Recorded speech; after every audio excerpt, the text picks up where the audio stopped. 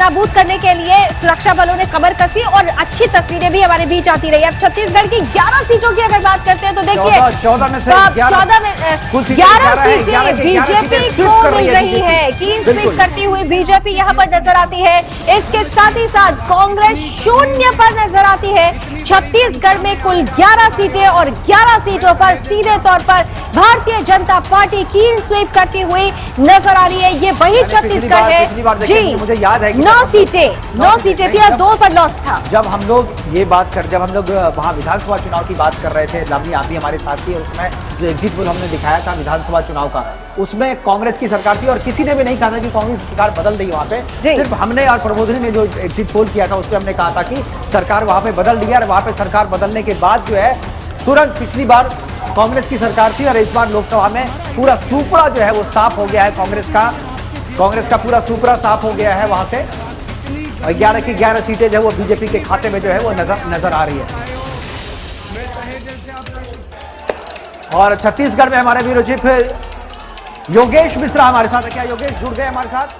क्या योगेश आपको आवाज मिल रही है? 11 की 11 सीटें बीजेपी जो है अपने खाते में छीनती हुई, एक तरह से कहें जो कांग्रेस का सुपड़ा जो है ये छत्तीसगढ़ में बीजेपी ने साफ कर दिया है।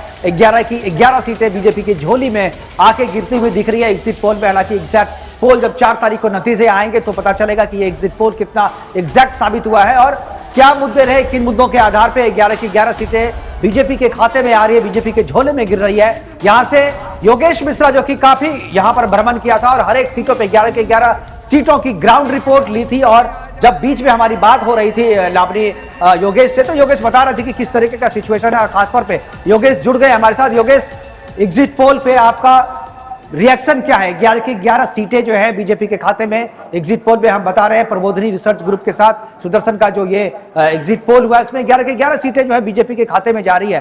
किन मुद्दों के आधार पर कांग्रेस का सुपड़ा साफ होता दिख रहा है आपको?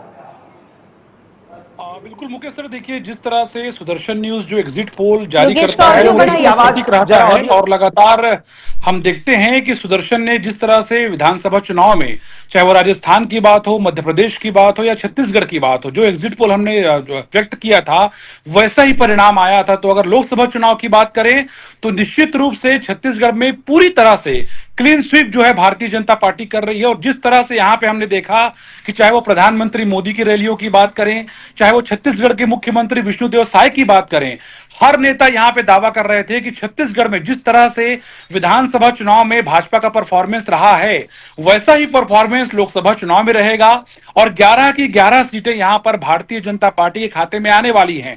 जिस तरह से हम लगातार बता भी रहे थे कि चाहे वो बस्तर की बात हो, सरगुजा की बात हो, आप याद करिए 2019 का लोकसभा चुनाव जब कोरबा और बस्तर की सीट जो है कांग्रेस के पाले में गई, लेकिन इस बार हमने देखा कि कोरबा में भी भारतीय जनता पार्टी ने एक बड़े नेता यानी कि सरोज पांडे को मैदान में उतारा और बस्तर में महेश कश्यप जो बिल्कुल ग्राउंड जीरो से आते हैं, जो बहुत छोटे और सामान्य परिवार से आते हैं, उनको भाजपा ने यहां पे अवसर दिया। तो कुल मिलाकर के यहां पे कांग्रेस जो है, जिस तरह से कांग्रेस पे जो आरोप लगता है कि विधानसभा चुनाव में कांग्रेस में यहां पे वन मैन शो हो गया था, जिसका खामियाजा विधानसभा चुनाव में कांग्रेस को भुगतना पड़ा था, ठीक वैसे ही लोकसभा चुनाव में भी कांग्रेस के पास कोई यहां पे बड़ा चेहरा नहीं था। चाहे वो राहुल गांधी की बात हो, प्रियंका गांधी वाड्रा की बात हो, वो लोग जरूर यहां पे पहुंचे लेकिन उनका प्रभाव यहां पे नहीं दिखा। और माना जा रहा है कि पूरा 11 की 11 सीटें जो हैं भारतीय जनता पार्टी छत्तीसगढ़ में जीतती नजर आ रही है। जी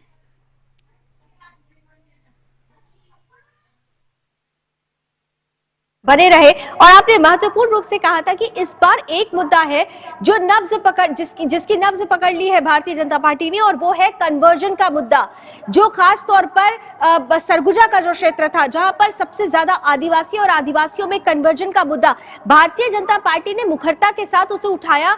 क्या ये मुद्दा महत्वपूर्ण भूमिका निभा गया इस 11 की 11 सीटों को अपने पक्ष में करने के लिए?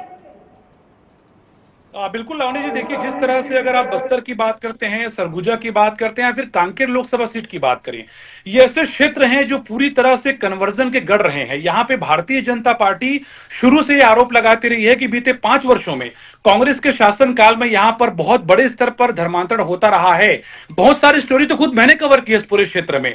तो कन्वर्जन एक बड़ा विषय रहा है छत्तीसगढ़ में। और उसके बाद से जैसे ही विधानसभा चुनाव में यहाँ पे आदिवासी मुख्यमंत्री बने विष्णुदेव साय, उसके बाद स्पष्ट तरीके से यहाँ पे बार बार कहा गया कि कन्वर्जन को बर्दाश्त नहीं किया जाएगा। तो जनजातीय समाज के बीच में कॉन्फिडेंस लगातार गया, जनजातीय समाज के बीच में ये कॉन्फिडेंस गया कि अब हमारे समाज से ही कोई मुख्यमंत्री बना है और अब यहाँ पर कन्वर्जन नहीं आंदोलन होगा। है वो भी वहां से स्टार्ट हुआ था और फिलहाल कहा जा रहा है अब छत्तीसगढ़ के बाद हम दूसरे स्टेट में चलेंगे। थैंक यू हमारे साथ जुड़ने के लिए।